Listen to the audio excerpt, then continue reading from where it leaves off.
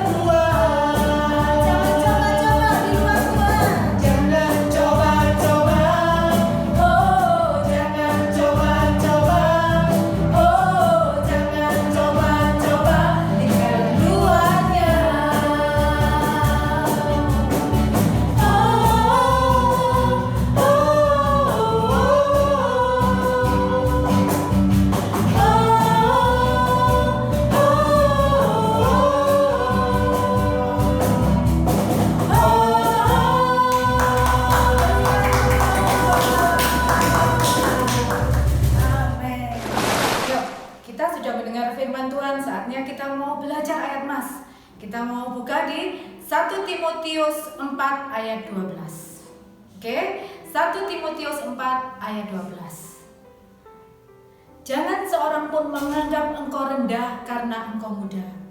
Jadilah teladan bagi orang percaya dalam perkataanmu, dalam tingkah lakumu, dalam kasihmu, dalam kesetiaanmu, dan dalam kesucianmu. Kita ulangi sekali lagi ya. 1 Timotius 4 ayat 12. Jangan seorang pun menganggap engkau rendah karena engkau muda. Jadilah teladan bagi orang-orang percaya dalam perkataanmu, dalam tingkah lakumu, dalam kasihmu, dalam kesetiaanmu dan dalam kesucian. Nah anak-anak, hari ini kita akan belajar firman Tuhan tentang seorang tokoh anak muda yang pada akhirnya dia menjadi berkat bagi bangsanya. Tema minggu ini adalah teladan. Nah, tokoh yang akan kita bahas hari ini namanya adalah Esther.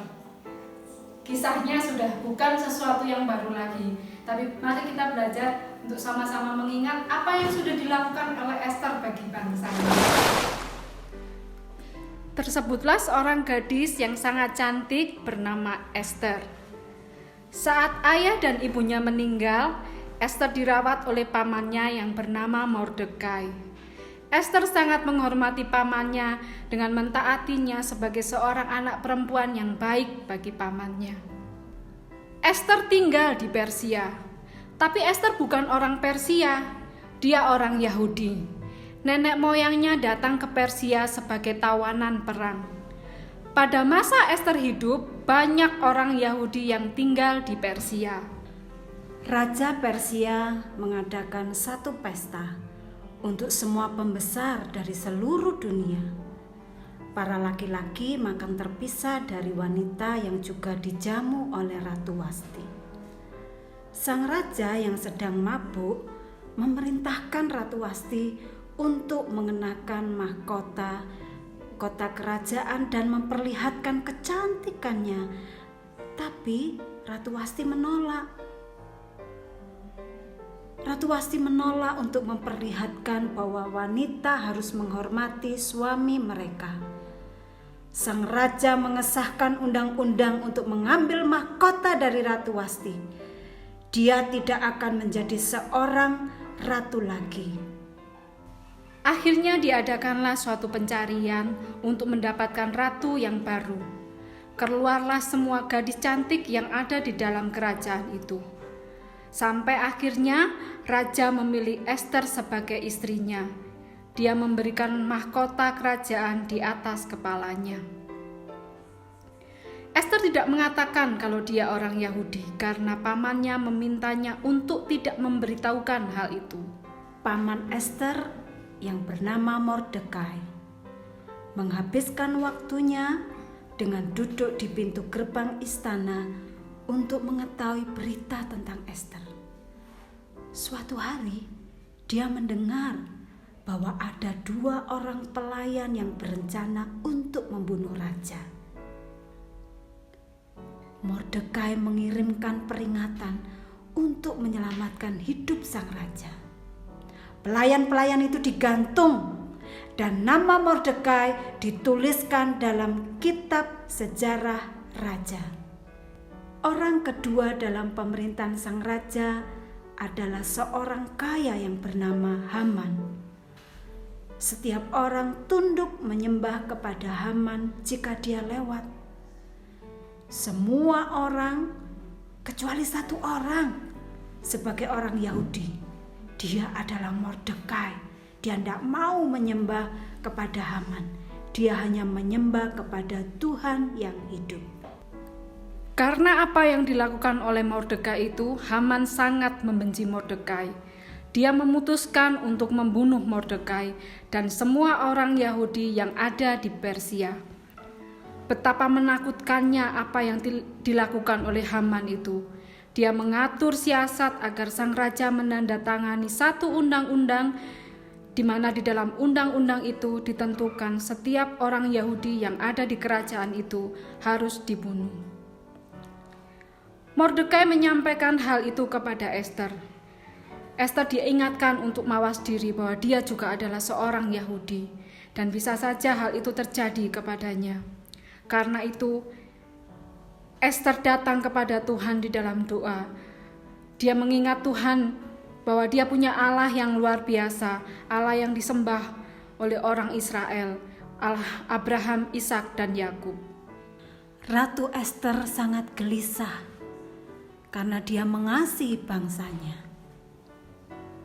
Pada saat dia berdoa memohon kepada Tuhan Allah, Tuhan memberikan ide yang cemerlang kepada Ratu Esther. Dia mengundang raja dan Haman untuk datang ke pesta yang dia adakan. Ratu Ester menjamu raja dan Haman dengan begitu baik, sehingga raja menyampaikan kepada Ratu Ester, "Apa yang kamu minta? Semua diri kerajaan ini akan kuberikan kepadamu." Tetapi Ratu Ester tidak meminta saat itu. Ester meminta kepada raja dan Haman untuk datang kembali esok hari dalam pesta yang diadakan kembali. Disitulah Ratu Ester akan menyampaikan apa yang dia inginkan. Sementara itu, Haman mempersiapkan sebuah tiang gantungan untuk menggantung Mordekai.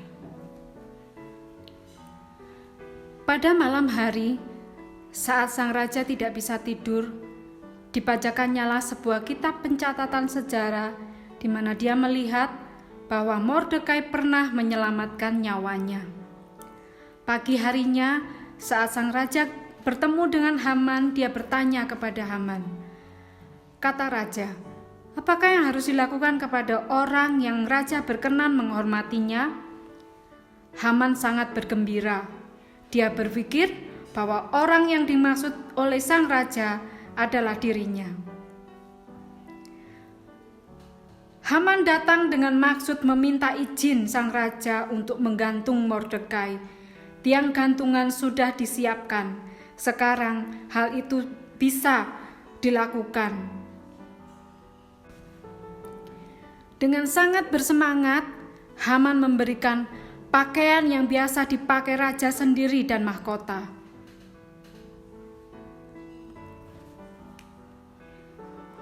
"Segera ambil pakaian dan kuda itu, perintahkan seorang pembesar mengarak dia melalui lapangan kota."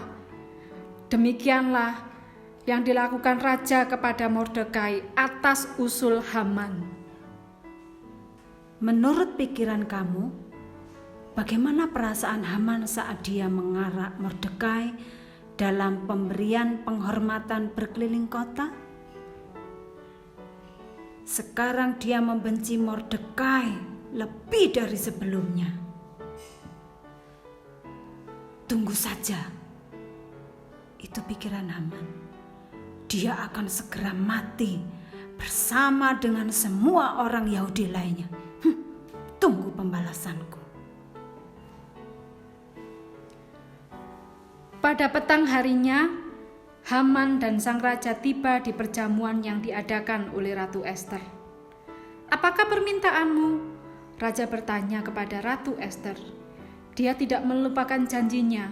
Menunjuk Haman, Ratu Ester mengatakan kepada raja semua rencana jahat Haman. Ketika raja mendengar apa yang dikatakan oleh Ratu Ester, saat itu juga raja bertitah, "Gantung dia," sambil dia menunjuk kepada Haman. Akhirnya, Hamanlah yang digantung di tiang yang telah disiapkan olehnya dan Mordekai mendapat kehormatan. Kemudian raja mengesahkan hukum lain yang mengizinkan orang Yahudi mempertahankan diri mereka sendiri. Mereka selamat, Mordekai, Ester, dan juga semua orang Yahudi. Bahkan Mordekai menjadi orang kedua di bawah raja dan semua orang Yahudi bersukacita dan saling mengirimkan hadiah. Sampai hari ini orang Yahudi ingat bagaimana Tuhan menyelamatkan mereka melalui Ratu Ester yang cantik. Anak-anak, pagi ini kita sudah belajar tentang Ester.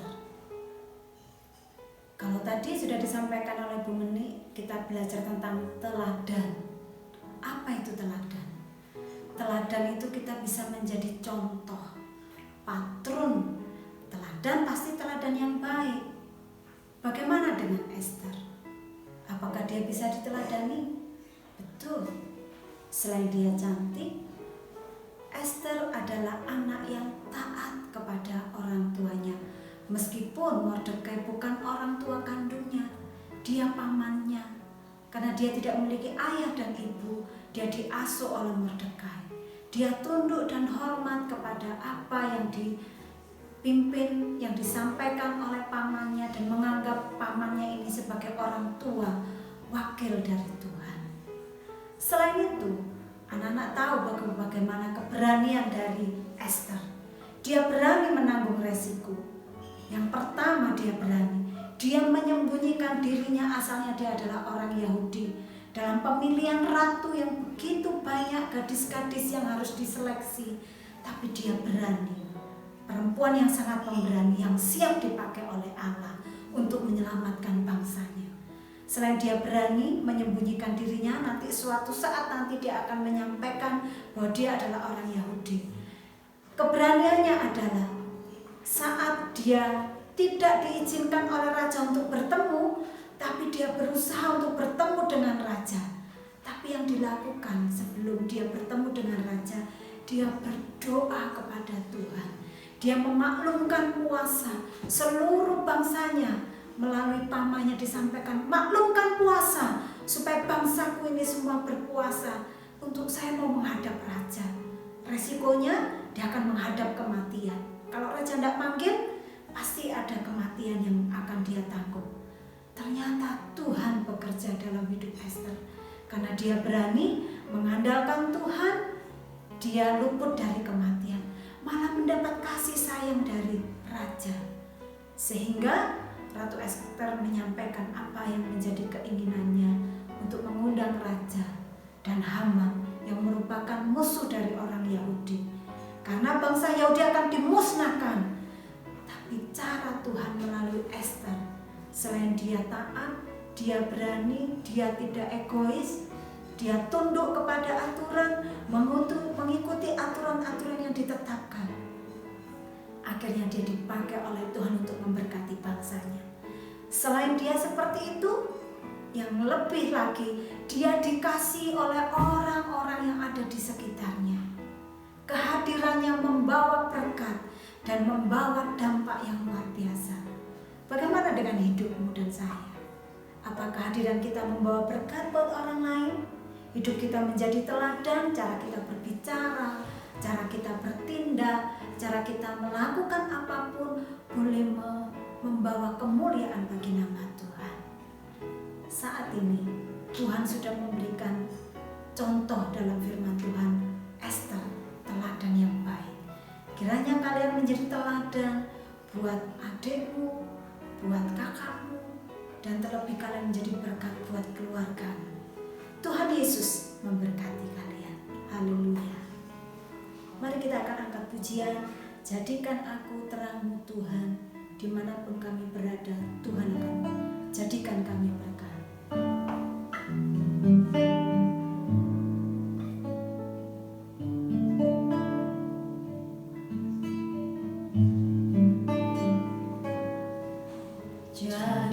Jadikan aku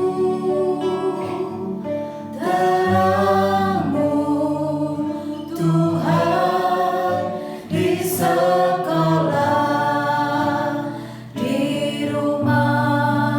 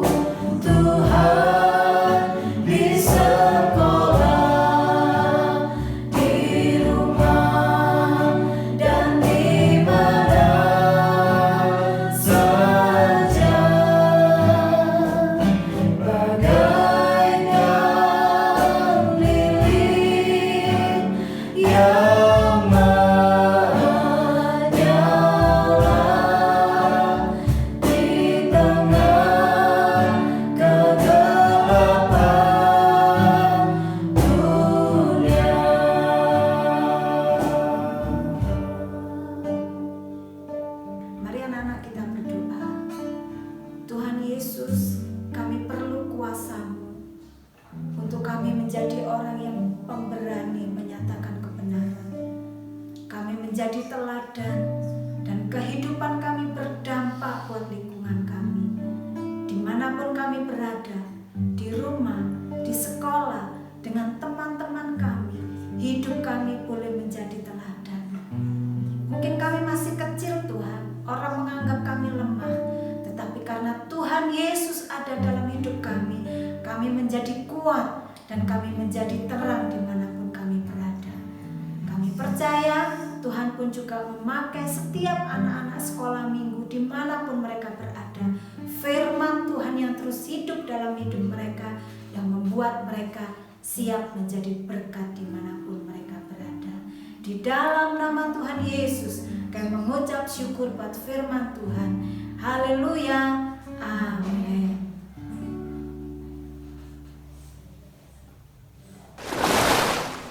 Nah, anak-anak, sekolah minggu kita sampai di sini minggu ini.